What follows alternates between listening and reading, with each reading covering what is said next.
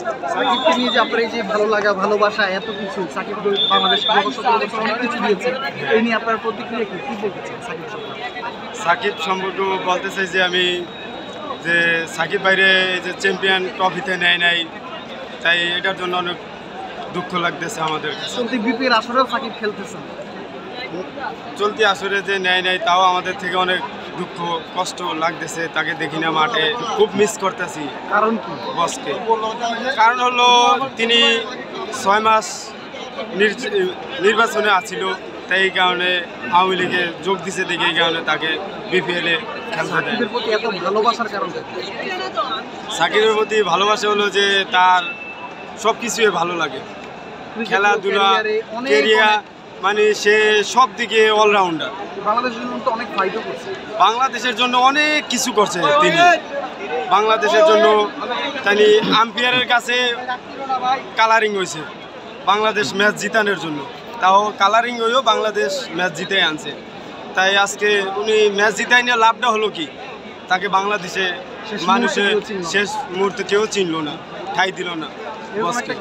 কিন্তু অন্যভাবে আসলে এরকম একটা ক্রিকেট যদি অন্য দেশে হতো, মানে তাকে যে কিভাবে বিদায় দিত এটা বলার বাইরে। কিন্তু আমরা বাঙালি হয়ে বুঝলাম না যে উনি আমাদের বাংলাদেশের জন্য যে কি করছে আর কি দিছে, এটা কিন্তু আমরা বুঝি। সাকিবের কিন্তু বয়স পেরিয়ে যায়নি, ও চাইলে আবারও ক্রিকেট খেলতে পারে, ইভেন এখনো খেলছে। আপনি কি চান ওর কাছ থেকে যে আবার ফিরে আসে? সাকিব ভাই যে আমরা আশা করি যে সাকিব ভাই যে আবার ফিরে আসে যে আবার ক্রিকেট খেলে, এটাই আমাদের কাছে আশা।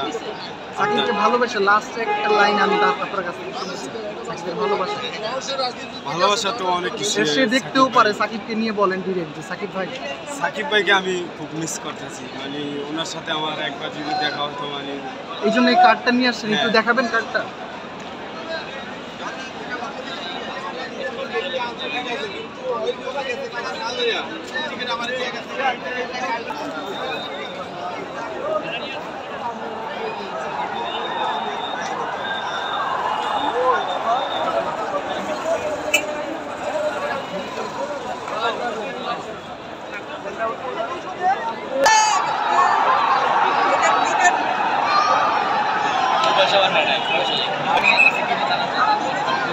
আপনি কিনছেন?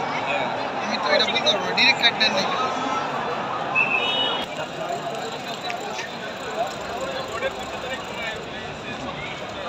আমার প্রোফাইলে শেয়ার করা আছে, দেখো কতগুলো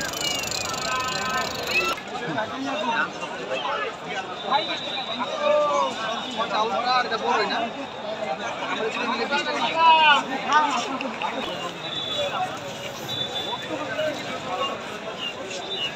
এক নম্বর